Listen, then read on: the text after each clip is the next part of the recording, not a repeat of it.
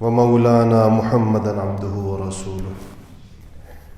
أما بعد فأعوذ بالله من الشيطان الرجيم بسم الله الرحمن الرحيم قال الله سبحانه وتعالى وما آتاكم الرسول فخذوه وما نهاكم عنه فانتهوا وقال الله سبحانه وتعالى وما محمد أبا أحد من رجالكم ولكن رسول الله وخاتم النبيين صدق اللہ العظیم۔ میرے محترم بھائی اور دوستوں، سفر کی آج آخری تاریخ ہے۔ کل سے انشاءاللہ ربیع الاول کا مہینہ شروع ہوگا، اور اس مہینے کو آقائے پاک سرور کونین محمد مصطفیٰ صلی اللہ علیہ وسلم سے یہ نسبت حاصل ہے کہ دنیا میں آپ کی تشریف آوری اور اس دنیا فانی سے آپ کی رخصتی، یہ دونوں اسی مہینے کے اندر ہوئے ہیں۔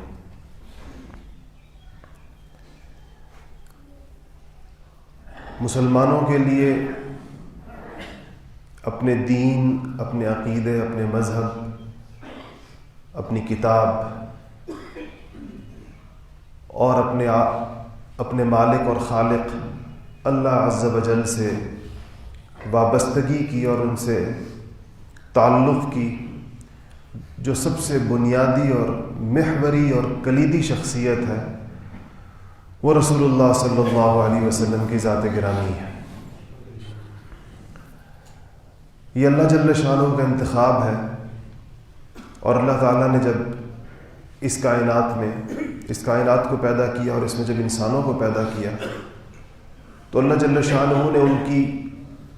دونوں قسم کی ضروریات کے تمام سامان مہیا فرمائے۔ ایک انسانوں کی مادی ضروریات ہیں، جسمانی ضروریات ہیں۔ آپ سارا دن پوری کائنات میں دیکھتے ہیں اور چلتے پھرتے ہیں اور معاملات کرتے ہیں، اور اللہ تعالیٰ کی ان نعمتوں کو ہم سب لوگ استعمال کرتے ہیں۔ یہ ہمارے لیے اللہ پاک نے پیدا فرمائی ہیں اور ہم اس کو استعمال کرتے ہیں۔ اس وقت بھی ہم اللہ تعالیٰ کی زمین پر بیٹھے ہوئے، اور آسمان ہمارے سروں کے اوپر ہے، ہوا اس کے اندر ہے، آکسیجن چل رہی ہے، اور ہم سب کو اللہ پاک نے یہ توفیق عطا فرمائی ہے کہ مسجد تک آئے ہیں۔ یہ ساری چیزیں، انسان کا جسم اور اس کی یہ ساری چیزیں، یہ اللہ تعالیٰ کی خصوصی توفیقات اور اللہ تعالیٰ کی طرف سے جو انسان کے اوپر انعام اور احسان اور اس کی نعمتیں جو اللہ جل شانہ کی طرف سے ہیں، وہ اس کو استعمال کر رہا ہے۔ اس میں اللہ پاک نے کافر اور مسلمان کے درمیان کوئی امتیاز نہیں رکھا، اور ایسا نہیں ہے کہ کفار کے اوپر کسی چیز کو بند کر دیا گیا اور مسلمانوں کے لیے کھول دیا گیا ہو۔ سب اس کائنات سے فائدہ اٹھا رہے ہوتے۔ جس طرح یہ ہماری جسمانی ضروریات اس دنیا کے اندر پوری کرنے کا غیبی بندوبست کیا گیا ہے، ایسے ہی ہماری اخروی آخرت کی ذمہ دار، آخرت کی ضروریات اور کامیابی کی ضروریات اور دنیا کے اندر ایک ڈھنگ اور سلیقے اور طریقے سے زندگی گزارنے کی ضروریات کو پورا کرنے کے لیے اللہ جل شانہ نبیوں کو بھیجا کرتے تھے۔ انبیاء علیہم السلام کیا لے کر آتے ہیں، یعنی انبیاء کی ضرورت کیوں محسوس ہوتی ہے، نبی دنیا میں آتے کس لیے ہیں، کیا مقصد ہوتا ہے؟ تو یہ ایک ایسا موضوع ہے جس پر ہر پڑھے لکھے کو، ہر ان پڑھ کو، ہر انسان کو اس کے اوپر غور کرنا چاہیے کہ اللہ جل شانہ جو دنیا کے اندر نبی بھیجتے ہیں تو ان نبیوں کے بھیجے جانے کا مقصد کیا ہوتا ہے۔ اس پر اگر ایک سادی سی تعبیر اختیار کی جائے تو نبی زندگی گزارنے کا ایک طریقہ لاتے ہیں، جس کو آج کل لائف سٹائل کہتے ہیں۔ ایک طرز حیات لے کر آتے ہیں کہ زندگی انسانوں نے اس طریقے کے ساتھ گزارنی ہے۔ یہ ضرور فرق ان کے اندر ہوتا ہے کہ انبیاء علیہ السلام کی تعلیمات صرف زبانی کلامی، فلسفیانہ، یا آج کل جس کو دانشورانہ کہتے ہیں، اس قسم کی نہیں ہوتی کہ وہ آ کر بہت اچھی باتیں کرتے ہیں، بڑی خوبصورت باتیں کرتے ہیں۔ ان کے اقوال جس طرح آج کل لوگ وہ کوٹ کرتے ہیں اقوال زرعی، اس طرح انبیاء علیہ السلام صرف دانش مندانہ گفتگو کر کے چلے جاتے ہیں، ایسا نہیں ہوتا۔ انبیاء علیہ السلام خود ایک نمونے اور ایک رول ماڈل کے طور پر سامنے آتے ہیں اور وہ کر کے دکھاتے ہیں پوری انسانیت کو۔ اللہ تعالیٰ کی طرف سے یہ بندوبست کیا جاتا ہے کہ ان کی زندگی میں ہر قسم کے اتار چڑھاؤ آتے ہیں۔ نبیوں کی زندگی کے اندر ایک بڑی، آپ دیکھیں گے تو بڑی ہم رنگ قسم کی زندگی ہوگی، ہر قسم کے حالات سے ان کو سامنا ہوتا ہے ان کا۔ دیکھیں فرشتوں میں اور نبیوں میں یہ بڑا بنیادی فرق ہے کہ فرشتے بھی اللہ تعالیٰ کی طرف سے بھیجے جاتے ہیں، لیکن فرشتے خود کوئی عملی مثال نہیں ہوتے۔ فرشتے کے اندر نفس نہیں ہے، فرشتے کا جسم نہیں ہے، فرشتے کی ضروریات نہیں ہیں، فرشتے کو شیطان سے اس طرح کا واسطہ نہیں ہے، فرشتے کے بیوی بچے نہیں ہیں، اس کا گوشت پوست کا بنا ہوا اس کا جسم نہیں ہے، اس کو سردی گرمی نہیں لگتی، اس کو کھانے پینے کی ضرورت نہیں پیش آتی۔ لیکن انبیاء علیہ السلام کو اللہ پاک اس لیے انسانوں کے اندر سے پیدا کرتے ہیں اور انسانوں میں بنا کر بھیجتے ہیں، اور یہ ساری چیزیں جو کسی بھی انسان کے ساتھ جڑی ہوئی ہوتی ہیں وہ نبیوں کے ساتھ بھی جڑی ہوئی ہوتی ہیں۔ دنیا میں انسانوں کو جو حادثات پیش آتے ہیں، جس قسم کے سانحات پیش آتے ہیں، جس قسم کی پریشانیاں آتی ہیں، جس سے لوگ پریشان ہوتے ہیں، اگر آپ دیکھیں تو وہ آپ کو انبیاء علیہ السلام کی زندگیوں میں بھی نظر آئیں گی۔ لوگ ان کو پریشان کرتے ہیں، لوگ ان کو تنگ کرتے ہیں، لوگ ان پر آوازیں کستے ہیں، لوگ ان کو العیاذ باللہ لوگ ان کو گھٹیا اور نیچ سمجھتے ہیں، ان کو باقاعدہ کہتے بھی ہیں اس بات کا کہ ہم میں تو سب سے زیادہ گھٹیا آدمی آپ معلوم ہوتے ہیں۔ اور اللہ تعالیٰ کی یہ قدرت کاملہ ہے اور اللہ تعالیٰ کا ایک نظام ہے کہ اس پر اپنے اس خاص بندے پر، دیکھیں دنیا میں ایک اصول ہے کہ اگر کوئی کسی کے سفیر کو، کوئی کسی کے نمائندے کو کوئی تکلیف پہنچائے تو اس کی پشت کے اوپر کھڑی ریاست حرکت کے اندر آتی۔ دنیا کے اندر جو جنگ عظیم ہوئی ہے، جس کے اندر ساری کائنات، ساری اس دنیا کی قوتیں کود پڑی تھی، یہ بھی تو اسی مسئلے کے اوپر شروع ہوئی کہ سفیروں کو اگر کسی نے قتل کر دیا، سفیر کو کسی نے نقصان پہنچایا، تو جس کا وہ سفیر ہے وہ اس کے اوپر فوری طور پر ایکشن لیتا ہے، اس کے اوپر رد عمل ظاہر کرتا ہے۔ لیکن اللہ تعالیٰ حلیم ہے، وہ اپنے ان خاص بندوں کو جو اس کے نبی ہوتے ہیں،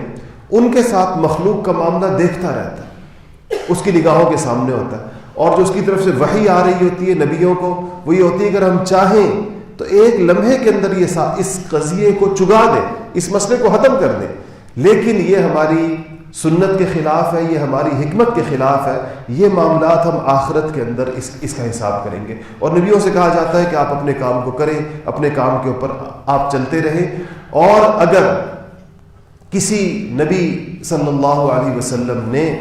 کسی نبی علیہ السلام نے اس اپنی قوم کے ساتھ اپنے اس معاملے کے اندر کسی بھی تقاضے کے تحت، کسی انسانی تقاضے کے تحت جلدی کی ان کے اوپر عذاب کے آنے کے اندر، یا وہاں پر اپنے کام کو چھوڑ کر کسی اور جگہ جانے پر، تو اس کے اوپر اللہ جل شانہ کا باقاعدہ عتاب نازل ہوا، اس پر اللہ جل شانہ نے اپنی ناراضگی کا اظہار فرمایا کہ آپ کا تو کام یہ کہ ان لوگوں کے ساتھ کرنا کیا ہے، یہ میرا معاملہ ہے، آپ کی ذمہ داری اور آپ کا کام یہ ہے کہ آپ کو جو پیغام دے کر ان کے اندر بھیجا گیا ہے آپ اس کو کرتے چلے جائیں، نتیجے کی پرواہ کیے بغیر کرتے چلے جائیں۔ کیا اللہ جل شانہ کو پہلے سے معلوم نہیں تھا کہ نوح علیہ السلام 900 ساڑھے 900 سال کام کریں گے اور اس کے نتیجے کے اندر کل ان پر ایمان لانے والے لوگ 80-85 ہوں گے؟ تو ظاہر بات ہے، یہ بات اللہ جل شانہ کا علم ہے کہ ان کی محنت کے نتیجے میں اوسطاً 10 سال کے اندر ایک بندہ وصول ہوگا۔ اس کے باوجود اللہ جل شانہ نے نوح علیہ السلام کو نہ صرف یہ کہ بھیجا اور ان کو یہ اسی قوم کے اندر بھیجا، اور وہی نتیجہ اس کا نکلا جو اللہ جل شانہ کے علم کے اندر روز ازل سے پہلے دن سے تھا۔ تو انبیاء علیہ السلام طرز حیات لے کر آتے ہیں، وہ لوگوں کو یہ بتاتے ہیں کہ زندگی ایسے گزاری جائے گی،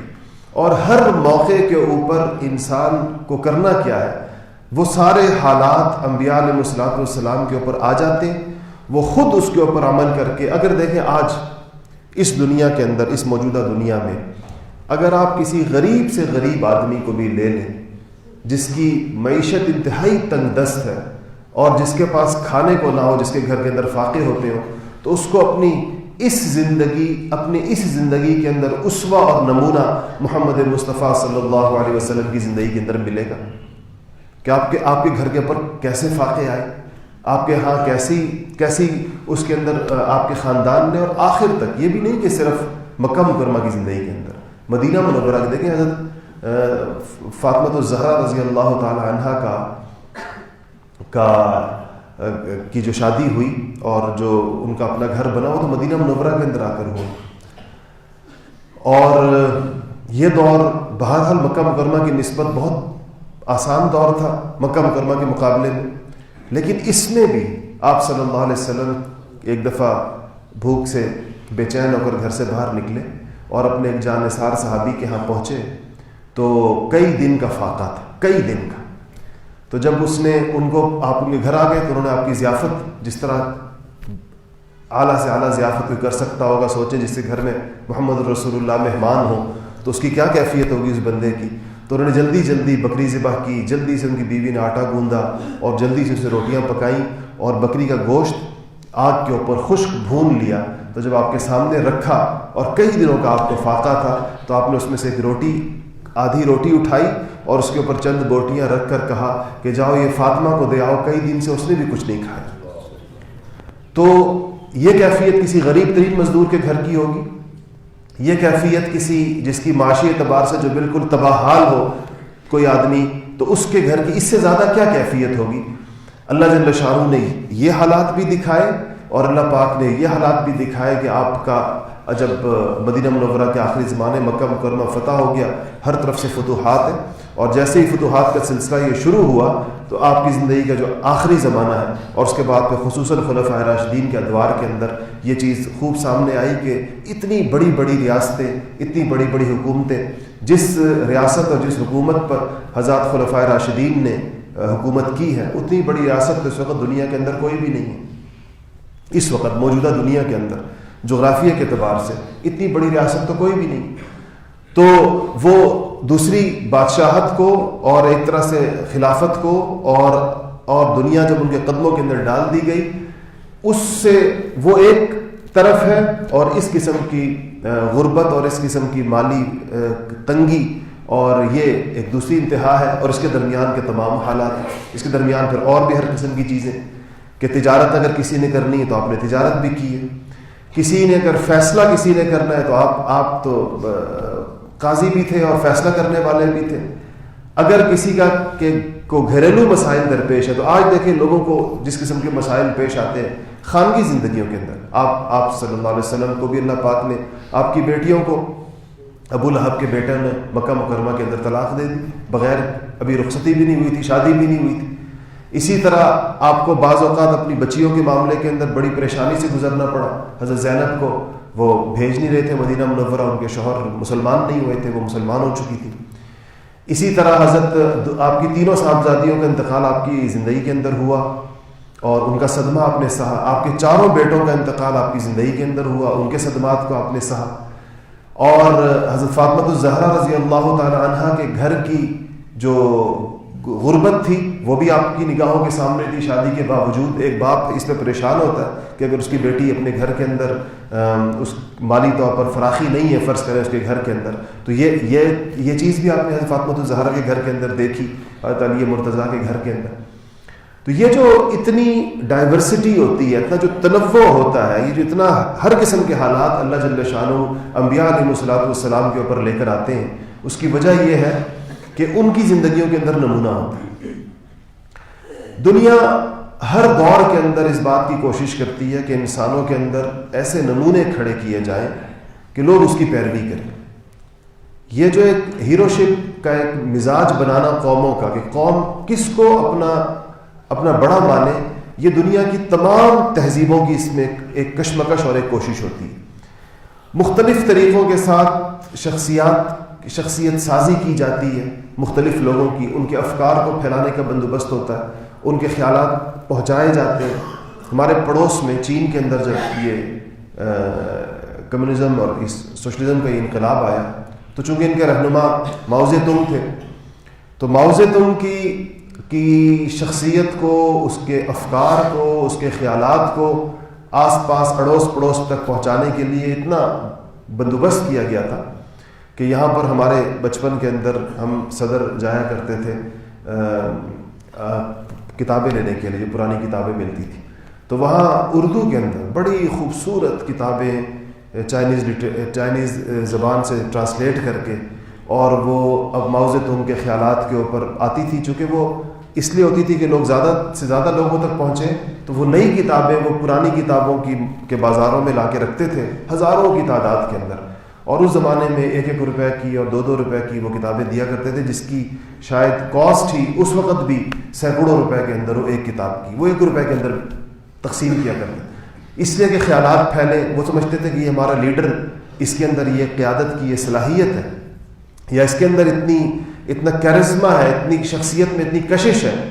کہ اس کے اوپر لوگوں کو، انسانوں کو جمع کیا جا سکتا ہے، ان خیالات اور افکار کی طرف انسانوں کو بلایا جا سکتا ہے۔ رشیا کے اندر زار کا جب دور ختم ہوا اور یہ نیا رشیا وجود کے اندر آیا، سوویت یونین کہلاتا تھا اس زمانے میں، مختلف ریاستوں پر اس سے قبضہ ہوا، تو ان کی طرف سے پوری دنیا کے نوجوانوں کو اپنے ہاں بلانے کا ایک نظام ہوا، خاص طور پر چونکہ اس کی اگلی نگاہ افغانستان کے اوپر تھی، باقی ساری مسلم ریاستیں، اس نے تقریباً ساری کی ساری سینٹرل ایشیا کی مسلم ریاستوں پر اسے قبضہ ہو چکا تھا، اب اس کے سامنے افغانستان تھا، اور ابھی اس نے افغانستان میں 79 میں اپنی فوجیں بھیجیں،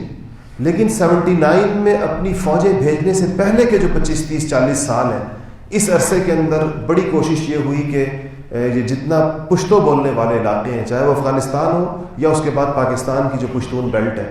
اس میں اپنے افکار اور اپنے خیالات کو اس سے بہت پہلے بھیجا، اور آپ میں سے بہت سارے لوگوں کو یاد ہوگا، یہ مجھے پتہ نہیں کہ ملک کے اس خطے سے بھی لوگ جاتے تھے یا نہیں جاتے تھے، لیکن یہ جو موجودہ کے پی ہے اور جو بلوچستان کی پشتون بیلٹ ہے، یہاں سے بہت زیادہ لوگ پڑھنے کے لیے اس زمانے کے اندر رشیا جایا کرتے تھے، اور وہ مفت تعلیم ہوتی تھی، بڑے بڑے اسکالرشپس ہوتے تھے، اور ان کو وہاں پر MD جو میڈیسن کی تعلیم ہے یہ ڈگریاں دی جاتی تھیں، اور مختلف قسم کی تعلیم، اور یہ اس کے لیے اتنی کثرت سے نوجوان گئے، اگر آپ 70 کی دہائی کے اندر دیکھیں اور 80 کی دہائی کے اندر دیکھیں تو آپ کو بہت زیادہ لوگ، اور اس سے بھی کچھ پہلے کے لوگ، اور اتنا وہاں پر اس کا اہتمام ہوتا تھا ان کو اپنے خیالات اور اپنے افکار کے اوپر لانے کا کہ اللہ ماشاء اللہ، شاید ہی کوئی خال خوش قسمت ہے جو بچا ہو، ورنہ عام طور پر جو لوگ وہاں سے پڑھ کر آتے تھے 90% سے زیادہ جو لوگ وہاں سے پڑھ کے آتے تھے وہ کمیونسٹ اور سوشلسٹ ہوتے تھے، اور یہاں پر آ کر بھی وہ اسی قسم کی گفتگو کرتے تھے۔ ہمارے ہاں یونیورسٹیوں کے اندر، کالجوں کے اندر اسٹوڈنٹ یونینز بنی ہوئی تھیں، اور ان کے افکار، ان کے خیالات، اور اسٹالن اور لینن اور وہاں کی وہ جو لیڈرشپ تھی اس کو فالو کیا جاتا۔ کہنے کا مقصد یہ ہے کہ یہ دنیا کی ہر غالب تہذیب اس بات کی کوشش کرتی ہے، اور ہر غالب تہذیب جس کا دنیا کے اوپر سکہ چل رہا ہو، جس کا دنیا کے اندر غلبہ آ گیا ہو، وہ دنیا کو اپنے افکار دیتی ہے، وہ دنیا کو اپنی شخصیات دیتی ہے، وہ دنیا کو اپنے خیالات دیتی ہے، وہ دنیا کو اپنی قیادت دیتی ہے، وہ دنیا کو اپنے نظریات دیتی ہے، اور پوری دنیا کے اوپر مختلف طریقوں کے ساتھ اس بات کی کوشش کرتی ہے کہ وہ ان کی بات کے اوپر آئیں، اور یہ دنیا میں غالب قوموں کا حق سمجھا جاتا ہے کہ جس کو غلبہ مل گیا، جس نے دنیا کے اندر فوجی طاقت حاصل کر لی، جس نے دنیا میں معاشی طاقت حاصل کر لی، جس نے دنیا میں سیاسی طاقت حاصل کر لی، جس نے دنیا کے اندر یہ ثابت کر دیا کہ سروائیول آف دا فٹسٹ کے اندر یہ جو بقائے انفع کا جو قانون ہے اس کے اندر ہم سب سے زیادہ طاقتور ہیں، تو دنیا سمجھتی ہے کہ ٹھیک ہے ان کی چیزیں دنیا تک آنی چاہیے، اور آتی ہیں، اور ہر معاشرے کے اندر اس کے لوگ پیدا ہو جاتے ہیں، ان کو اپنے ہمدرد ہر معاشرے میں مل جاتے ہیں۔ آج مغربی دنیا کو اپنے افکار کے اوپر، اپنے خیالات کے اوپر، اپنے معاشی نظام پر، اپنے اقتصادی نظام پر، اپنے تعلیمی نظام پر، اپنے سیاسی نظام پر، اپنے عدالتی نظام اور اپنے فوجی نظام، اس تمام نظاموں کے ہمدرد آج ان کو مشرقی دنیا کے اندر ملتے ہیں۔ آج ان کو ایسے لوگ جو ان باتوں کے اندر ان کے ہم نوا ہیں، ان کو ہمارے معاشرے میں اپنے اتنے وکیل مل جائیں گے کہ اتنے تو شاید ان کے اپنے ہاں موجود نہ ہو۔ یہ اس تعلیم کا لازمی نتیجہ ہوتا ہے۔ آج کی دنیا اس نتیجے کے اوپر مسلمانوں کے بارے میں پہنچی ہے کہ مسلمانوں کو اپنی اصل سے ہٹانے کے لیے، مسلمانوں کے اندر جو ایک خاص قسم کی، جس کو وہ لوگ بنیاد پرستی کہتے ہیں، فنڈامنٹلزم کہتے ہیں، اس فنڈامنٹلزم سے، اس بنیاد پرستی سے، یا اپنی اصل سے اس وابستگی کو ہٹانے پر مغربی دنیا کے اندر اس موضوع کے اوپر بڑی گفتگو ہوئی ہے مسلمانوں کے اپنے دین اور اپنے مذہب اور اپنی تاریخ اور اپنی تہذیب کے ساتھ ان کی وابستگی کی وجوہات کے اوپر مستشرقین نے بہت لکھا ہے، مغربی رائٹرز نے بہت زیادہ لکھا ہے. اگر آپ ان ساری کتابوں کے اندر دیکھیں، ان سارے افکار کو پڑھیں تو ایک چیز نظر آئے گی آپ کی، اور اس کے بعد آپ کو آج کے حالات سمجھ میں آئیں گے کہ وہ یہ کہتے ہیں اور اس بات کو سمجھتے ہیں کہ باوجود اپنی تمام زبوں حالی کے کہ معیشت بھی ان کی برباد ہے، تعلیمی نظام ان کے پاس کوئی ایسا موجود نہیں ہے اس دور کے اندر، اور ان کے پاس کوئی اپنا عدالتی نظام موجود نہیں ہے، ان کے پاس کوئی اپنا عسکری نظام موجود نہیں ہے. یہ پوری یعنی دنیا کے یہ قوم مسلمانوں کی اقوام بدقسمتی سے اگرچہ وہ قدرتی وسائل سے مالا مال ہو تب بھی وہ مغربی دنیا کے سامنے کاسا لیس ہیں، تب بھی وہ ان کو ہر چیز چاہیے، ان کو ٹیکنالوجی بھی چاہیے، ان کو تعلیم بھی چاہیے، ان کو چیزیں بھی چاہیے، ان کو ہر قسم کی ان کی مصنوعات بھی چاہیے. اس احتیاج کے اس رشتے کے باوجود کہ مسلم دنیا اس قدر محتاج ہے، اس کے باوجود اسلامی دنیا جو اپنے دین کے ساتھ وابستہ ہے، اس پر مغربی مفکرین کی اور اس پہ لکھنے والوں کی آراء کا خلاصہ جو اس کی بنیادی وجہ وہ بیان کرتے ہیں، وہ کہتے ہیں کہ وہ ان کا نبی پاک محمد مصطفیٰ صلی اللہ علیہ وسلم کے ساتھ ایک تعلق اور وابستگی ہے، کہ یہ وہ اساس ہے جس کے اوپر یہ لوگ کھڑے ہیں. ورنہ نہ ان کے اندر دینی تعلیم ہے، نہ ہی اپنے قرآن کو سمجھتے ہیں. کتنے فیصد لوگ اس وقت اس ہماری مسجد کے اندر جو ایک تعلیم یافتہ لوگوں کا مجمع ہوتا ہے، اس مسجد میں اس وقت اگر کوئی سروے کرے کہ یہ جو آپ ہزاروں لوگ بیٹھے ہوئے ہیں، اس میں الف لام میم سے لے کے والناس تک پورے قرآن کو سمجھنے والے کتنے لوگ بیٹھے ہیں؟ اور یہ اسلام آباد کی ایک پوش لوکیلٹی ہے، یہ ایک بڑا ایسی اگر آپ اس کو اب آپ چلے جائیں اپنے دیہاتوں میں اور چلے جائیں اپنے دور دراز کے علاقوں میں، تناسب اور کم ہوتا چلا جائے گا، کم ہوتے ہوتے ہوتے یہ تناسب بالکل ختم ہو جائے گا. آپ بہت سے علاقے ایسے ہیں جہاں اس وقت جمعہ پڑھایا جا رہا ہوگا، اس پوری مسجد کے اندر قرآن کو سمجھنے والا ایک بندہ بھی نہیں ہوگا سوائے اس عالم کے جو مسجد کے اندر بیٹھا ہوا. تو یہ دنیا جانتی ہے ہمارے اپنی کتاب کے ساتھ تعلق کیا، انہیں پتہ ہے کہ قرآن ہم کتنا سمجھتے ہیں، انہیں پتہ ہے کہ ہم احادیث نبویہ کتنی سمجھتے ہیں، ہمارا اپنے دین کے اوپر پھر جتنا ہم دین کو جانتے ہیں اس پر عمل کتنا ہے. اس ساری کمزوریوں کے باوجود اگر کوئی رشتہ ایمانی ہمارے اندر، کوئی ایمان کی رمق موجود ہے تو اس کی وجہ اور اس کی اساس اور اس کی بنیاد محمد مصطفیٰ صلی اللہ علیہ وسلم. یہ وہ عقیدت ہے، یہ وہ محبت ہے جو تمام تر گناہوں کے باوجود، تمام تر نالائکیوں کے باوجود جو ہمیں نسل در نسل یہ وراثت کے اندر ملی ہے. یہ ایک ایسا کرنٹ ہے جو 1400 سالوں سے ہمارے سینوں کے اندر سینہ بسینہ یہ پاس ہوتا ہوا چلا آ رہا ہے، اور جب تک یہ موجود ہے اور جب تک یہ ہمارے دلوں کے اندر موجود ہے، اس وقت تک گناہگار سے گناہگار مسلمان کو اس کی تمام نالائکیوں کے باوجود آپ اس کا رشتہ اسلام سے نہیں کاٹ سکتے، اسلام سے اس کو نہیں ہٹایا جا سکتا. اس کو محمد عربی صلی اللہ علیہ وسلم سے زیادہ بڑی کوئی شخصیت بنا کر پیش نہیں کی جا سکتی اس کے سامنے. کون سا ادنا درجے کا بھی مسلمان ہوگا، چاہے وہ کتنا شرابی کبابی کیوں نہ ہو، اگر آپ اس سے یہ کہیں، یہ کلمہ کفر اگر آپ اس سے کہیں کہ اس دنیا کے اندر العیاذ باللہ نعوذ باللہ نقل کفر نباشت، کہ اس دنیا کے اندر محمد عربی سے بڑی بھی کوئی شخصیت آئی ہے، تو وہ آپ کا منہ توڑ دے گا. یہ ایک عام بالکل ہی ان پڑھ مسلمان کے جذبات ہیں. تو یہ وہ اساس اور یہ وہ بنیاد ہے جس کے ساتھ مسلمان وابستہ ہے. اس اساس سے مسلمانوں کو ہلانے کے لیے اور ان کے دلوں کے اندر یہ کیفیت پیدا کرنے کے لیے کہ وہ حضور صلی اللہ علیہ وسلم کے ساتھ وہ معاملہ کریں، نعوذ باللہ، کہ جو معاملہ ایک عام انسان کے ساتھ کیا جا سکتا ہے. حضور صلی اللہ علیہ وسلم کی عزت اور ان کی ناموس کے اوپر مسلمانوں کے اندر جو حساسیت ہے، جو سینسٹیوٹی ہے، وہ کیسے ختم ہوگی کہ مسلمانوں کو اس سے کوئی فرق نہ پڑے کہ العیاذ باللہ حضور صلی اللہ علیہ وسلم کے بارے میں پوری دنیا جو کچھ بھی کہتی پھرے، مسلمان اس سے بالکل جز بز نہ ہو، چین بجبی نہ ہو. یہ اس وقت عالمی دنیا کا ایک بہت بڑا ان کے لیے ایک لمحہ فکری ہے جس کو وہ سوچ رہے ہیں. جب یہ کلونیلزم آیا، پوری اسلامی دنیا ان کی قبضے میں آ گئی، کہیں پر اٹیلینس، کہیں پر فرینچ، کہیں پر برٹش. تو اس زمانے کے اندر جو استشراق جس کو کہتے ہیں، جو اورینٹلزم کا جو لٹریچر مرتب ہوا تھا، جس کے اندر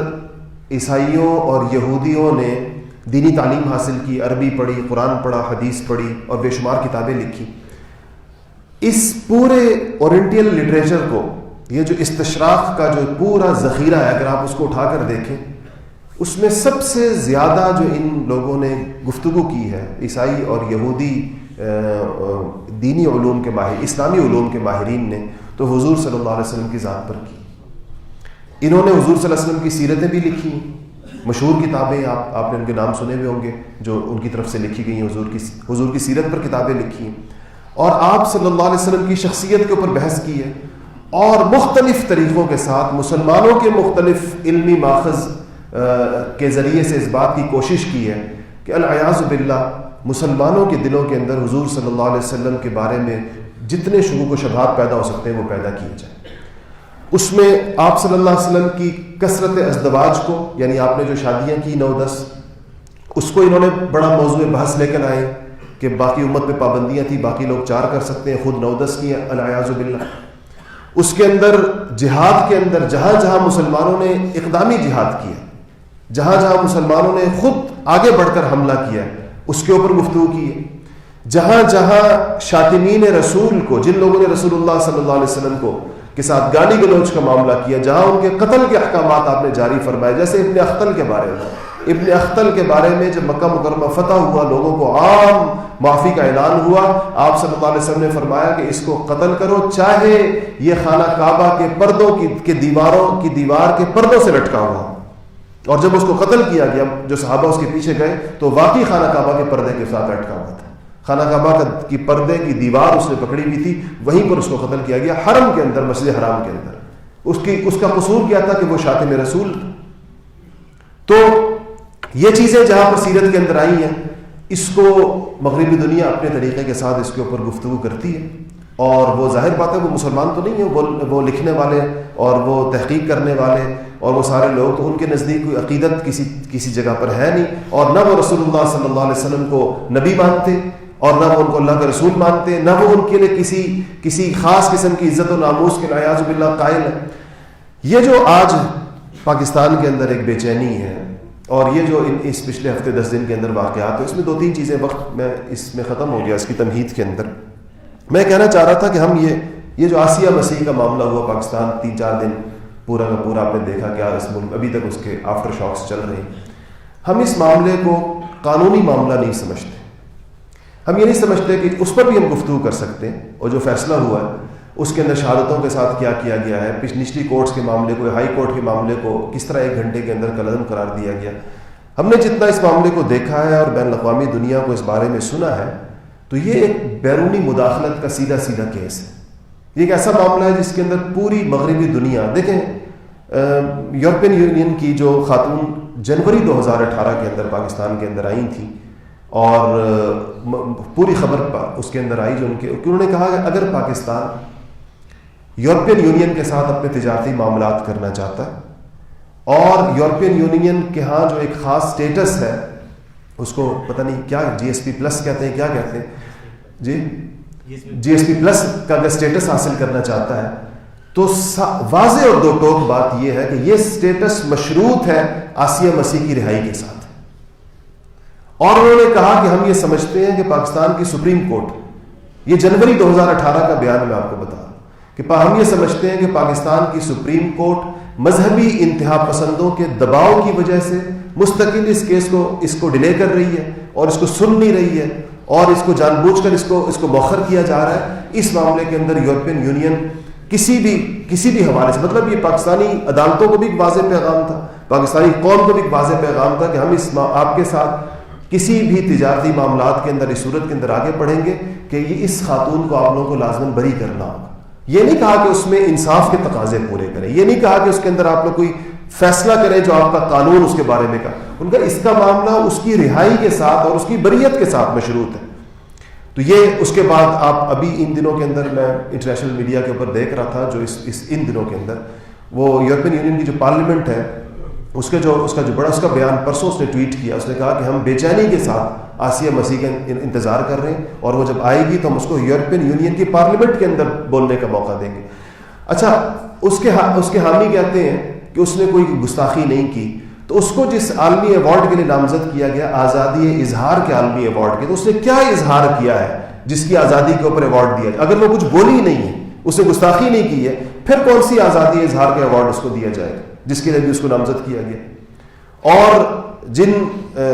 لوگوں نے اس کی تفتیش کی ابتدائی مرحلے کے اندر، خاص طور پر جس پولیس آفیسر نے، جس ایس پی رینک کے بڑے پاکستان کے بڑے نیک نام آفیسرز کے اندر ان کا شمار ہوتا ہے، انہوں نے خود اس سارے کے سارے معاملے ان کے سامنے اس نے اقرار کیا، لوگوں کے سامنے اقرار کیا، عدالتوں میں اقرار کیا. اس کے وکلاء نے یہ نہیں کہا کہ وہ اس بات کا مکمل طور پر انکار کرتی ہے، لیکن عالمی دباؤ ایک ایسی چیز، اور دنیا کو اس میں کیا دلچسپی ہے اور کیوں ہے، تو یہ بات بھی سمجھنے کی ہے. دیکھیں پاکستان کی عدالتوں کے اندر اس وقت ایک واحد کیس نہیں تھا.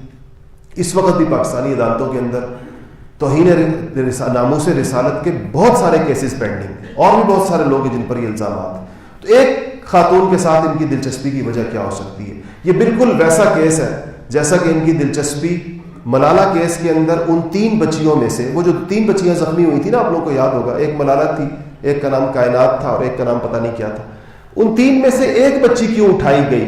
اور اس طرح اٹھائی گئی کہ اس کو جا کر وہ نوبل پرائز تک اس کو پہنچا دیا گیا. وہ باقی 2 بچیاں جو اسی گاڑی کے اندر اسی حملہ آور کی انہی گولیوں سے اسی بندوق سے زخمی ہوئی تھی، ان کا کیا قصور تھا کہ ان کو نوبل پرائز نہیں ملا؟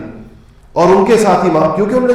مغربی ایجنڈا یہ ہوتا ہے، وہ چیزیں پہلے سے طے ہوتی ہیں. وہ یہ دیکھتے ہمیں کون سا کیس سینکڑوں کیسوں میں سے کون سی چیز ہمارے ایجنڈے کو سوٹ کیا کرتا ہے، ہمیں کون سی چیز سے ہم وہ فائدے اٹھا سکتے ہیں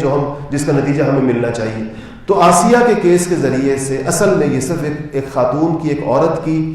بری ہو جانا یا اس کا پاکستان سے چلا جانا، یہ اتنا سیدھا سا معاملہ نہیں ہے. یہ براہ راست اس کا تعلق ہے ہمارے ہاں توہین رسالت کے قانون کے ساتھ، جو مغربی دنیا کی آنکھوں کے اندر کانٹے کی طرح کھٹک رہا ہے، جس کے اوپر وہ بارہا ہمیں یہ پیغام پہنچا چکے ہیں. اقوام متحدہ کے اندر ابھی جو آخری وہ میں نے شاید کسی جمعے کے اندر اس کے بارے میں بتایا بھی تھا کہ اقوام متحدہ کے اندر انہوں نے پاکستان سے کہا ہے کہ ہمیں یہ جو آپ کا قانون ہے 29C، اس کے بارے میں پاکستان کو یہ کئی دفعہ اٹھایا جا چکا ہے اقوام متحدہ کے انسانی حقوق کے پلیٹ فارمز کے اوپر، کہ اس کے اوپر بین الاقوامی دنیا کو تشویش ہے کہ آپ کے یہاں توہین رسالت کی سزا جو ہے وہ بہت سخت ہے، کہ سزائے موت ہے. اس کو جو ہے وہ کم سے کم کیا جائے، بلکہ بے شمار مغربی ملکوں کی طرح اس کو کسی قسم کی بھی سزا سے باہر نکالا جائے. یہاں یہ ایک کیس دنیا کی نگاہوں کے اندر جائے گا. اب آپ اگلا منظر کیا ہوگا کہ آپ دیکھیں گے کہ یہ عورت پاکستان سے باہر چلی جائے گی، اور اس کے بعد یہ جا چکی ہوگی، ہمیں اس کی کوئی اطلاع نہیں ہے، خبریں آپ دونوں طرح کی سن رہے ہوں گے. اس کے بعد ایک آئیکن آزادی اظہار کا پورے پاکستان کے اندر توہین رسالت کے نام پر کیا کچھ ہو رہا ہے، اس کو موقع دیے جائیں گے انٹرنیشنل فورمز کے اوپر، بین الاقوامی دنیا کے اندر، اقوام متحدہ، امریکہ، یورپین یونین،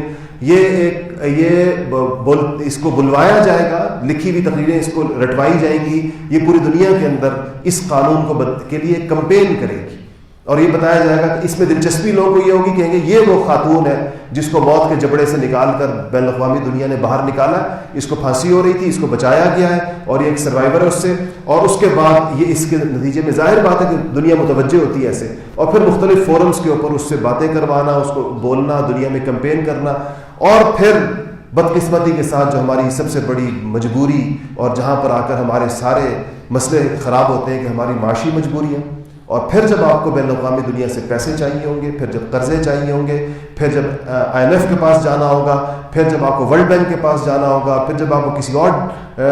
ڈیولپمنٹ بینک کے پاس جانا ہوگا، پھر بین الاقوامی دنیا سے جب اسلحہ لینا ہوگا، جب اپنے اسلحے کے پرانا لیا ہوا اسلحہ کے اوزار لینے ہوں گے، جہاز لینے ہوں گے، ان کے پرزے لینے ہوں گے، تو یہ مسئلے دوبارہ آپ کے سامنے رکھ دیے جائیں گے کہ اس مسئلے کو پہلے حل کریں، اس کے بعد اپنی کوئی درخواست ہمارے سامنے. یہ ایک ایسا منظر ہے جو کہ ہر سمجھدار اور ہوشیار آدمی کے سامنے بالکل واضح اور کلیئر ہے. اور اس کا وہ جو اس میں دلچسپی کی جو بات میں عرض کر رہا کہ دنیا کی اس میں دلچسپی کیا ہے، اور وہ یہ ہے کہ رسول عربی محمد مصطفیٰ صلی اللہ علیہ وسلم کے ساتھ اس امت کے تعلق کے اندر جو جذباتیت ہے، جو اس کے اندر جو خاص قسم کی حساسیت ہے، اس کو ختم کیا جائے، تب جا کر یہ مسلمان کسی اور تہذیب کا ترنوالا بنیں گے. اس کے بغیر وہ نہیں بن سکتے. دیکھیں ہم کتنا اپنے آپ کو سمجھتے ہیں کہ ہم گر گئے نیچے، ہم سمجھتے ہیں اسلامی تہذیب سے ہمارا رشتہ ٹوٹ گیا، ہم سمجھتے ہیں کہ اسلام کے اوپر ہم عمل نہیں کر رہے. یہ ساری باتیں آپ سنتے رہتے ہیں. ہم آپس میں اپنی قوم کا، اپنے ملک کا، اپنی معاشرے کا، مسلمانوں کا کتنا گلہ شکوہ کرتے ہیں، لیکن ہماری اس گری ہوئی حالت کے اوپر بھی دنیا کفر راضی نہیں کہ ہمیں اتنے پر بھی بخش دے کہ اتنے چلو اب جو دین ان میں رہ گیا ہے، جو بچا کھچا دین ہے، اس پر وہ سمجھے کہ ان لوگوں کو اس کے اوپر چھوڑ دیا جائے. وہ اس آخری چیز کو بھی ہمارے دل سے نکالنا چاہتے ہیں. اس کے بغیر ان کا خیال ہے کہ ہم اس عالمی برادری کا وہ حصہ نہیں بن سکتے جو برادری انہوں نے پوری دنیا کے اندر تشکیل دی ہے، جس برادری کے اندر تمام ادیان اور مذاہب سے، صرف اسلام کا مسئلہ نہیں ہے، انہوں نے پوری دنیا کو یہ پیغام دیا۔ انڈیا کو پیغام ہے کہ اپنے ہندو مت سے اوپر اٹھ کر آؤ، عیسائیوں کو پیغام ہے کہ عیسائیت سے البتہ اتنا مسئلہ ضرور ہے کہ دیکھیں اس آسیہ مسیح کے معاملے کے اندر اگر آپ دیکھیں گے تو باہر میں اس کی پشت پر جو پہلا جو ان کا وہ ہے معاملہ کہ جب پوپ کا بیان آیا مغربی دنیا، تو پوپ کے بیان کے بعد سارے بیانات آنا شروع ہو گئے، اور اس نے پاکستان کا اور آسیہ کا نام لے کر اس نے کہا کہ ہم اس کی پشت کے اوپر کھڑے۔ پوپ نے کہا، آپ نے اس کی ویڈیو سنی ہوگی جا بجا، اور اپنا بہت سیریس کنسرن شو کیا کہ ایک عیسائی خاتون کو جو عیسائیت کے مذہب کے اوپر ہے کس طرح اس کو پاکستان کے اندر کنوکٹ کیا جا سکتا ہے، کیسے اس کو سزا دی جا سکتی ہے۔ اس عالمی تناظر کے اندر ہمارے لیے یہ ضروری ہے کہ ہم بحیثیت مسلمان جہاں پر بھی ہوں، جس حالت میں بھی ہوں، جس عہدے پر بھی ہوں، جس منصب پر بھی ہوں، جس پوزیشن پر بھی ہوں، کم سے کم اپنے جذبات کا اظہار ضرور کریں اور پرامن طریقے سے کریں۔ بدقسمتی کے ساتھ یہ بات کہنی بہت ضروری ہے کہ ہمارے ہاں احتجاجی مظاہروں کے اندر اور باہر نکلنے کے دوران جو پبلک لائف ڈسٹرب کی جاتی ہے، جو املاک کو نقصان پہنچایا جاتا ہے، چاہے وہ نجی املاک ہو، چاہے وہ سرکاری املاک ہو، چاہے وہ درخت کے کنارے لگے ہوئے پودے ہوں، چاہے وہ درخت ہوں، چاہے وہ یہ ٹریفک کے سگنلز ہوں، یہ قطعاً ناجائز اور حرام ہے۔ کسی صورت اس کی اسلام کے اندر اجازت نہیں ہے کہ آپ لوگوں کو تنگ کریں اور آپ لوگوں کے لیے ان کا عرصہ حیات تنگ کریں یا املاک کو نقصان پہنچائیں۔ سرکاری املاک کو بھی نہیں پہنچا سکتے، نجی املاک کو بھی نہیں پہنچا سکتے، کوئی بندہ کسی چیز کو ہاتھ نہیں لگا سکتا۔ یہ ایک اور ہمارے ہاں ایک مسئلہ ہے کہ اگر احتجاج نہ کیا جائے تو یہ سمجھا جاتا ہے کہ قوم نے اس معاملے کو تسلیم کر لیا، قوم نے مان لیا اس کو ٹھنڈے پیٹوں۔ احتجاج کیا جائے تو اس کے اندر جرائم پیشہ افراد داخل ہو جاتے ہیں، اس کے اندر ایسے لوگ، یا عمومی ہو سکتا ہے ہماری قوم کا مزاج یہ ہو۔ مجھے تو ہمیشہ یہ خیال آتا ہے، بہت لوگوں نے اس کے اوپر کہا، میں نے کہا کہ چونکہ میں نے خود اپنی زبان اپنے کانوں سے کبھی بھی کسی فرقے کے بھی، کسی طبقے سے تعلق رکھنے والے کسی عالم کو میں نے کبھی قانون ہاتھ میں لینے کی دعوت دیتے ہوئے نہیں سنا۔ میں نے نہیں سنا اس نے کہا ہو کہ جلا دو، گھیرو، مارو، آگ لگا دو، لوٹ لو، میں نے یہ کہتے ہوئے نہیں سنا کبھی۔ اب جب ہو سکتا ہے کسی نے کہا ہو، آپ لوگوں کی معلومات میں، میرے علم میں کم سے کم نہیں، جب قیادت کی طرف سے یہ نہ کہا جائے اور لوگ اس طرح کریں تو یہ اسٹیٹ کی رسپانسبلٹی ہے کہ وہ پرامن احتجاج کرنے والوں اور جرائم پیشہ افراد کے درمیان ایک حد فاصل کھڑی کرے۔ یہ ریاست کی ذمہ داری ہے کہ وہ ایسے لوگوں کو جو اس قسم کے مظاہروں کے اندر اس طرح کر رہے ہوتے ہیں، وہ ان کو نہ صرف یہ کہ موقع کے اوپر ان کو پکڑے، بلکہ ان کو وہ سزائیں بھی دی جائیں جو ان جرائم کی جو بھی سزا ہوتی ہے۔ لیکن قوم کو اپنی آواز ضرور بلند کرنی چاہیے اور اس بات کو یقینی بنانا چاہیے کہ ہم یہ ہماری طرف سے پوری ملت پاکستان کے اسلامیان پاکستان کی طرف سے، پاکستان کی ملت اسلامیہ کی طرف سے یہ پیغام جائے۔ بلکہ میں تو کہتا ہوں یہ بڑی ایک پاکستان میں خوشکن بات ہی ہے، شاید آپ حضرات نے دیکھا ہو کہ ناموس رسالت کے مسئلے کے اوپر پاکستان میں اقلیتوں نے بھی مسلمانوں کی حمایت کی ہے۔ پاکستان کی ہندو برادری نے، پاکستان میں رہنے والے سکھوں نے جلوس نکال کر اس پر اخباروں کے اندر تصویریں آئی ہیں کہ ہندوؤں نے جلوس نکالا اور سکھوں نے جلوس نکالا ہے کہ ناموس رسالت کے اوپر رسول اللہ صلی اللہ علیہ وسلم کی توہین پاکستان میں رہنے والی اقلیتیں بھی برداشت نہیں کریں گی، کہ کجا یہ کہ مسلمان۔ اس لیے ایک تو اس کے اوپر ہمیں بہت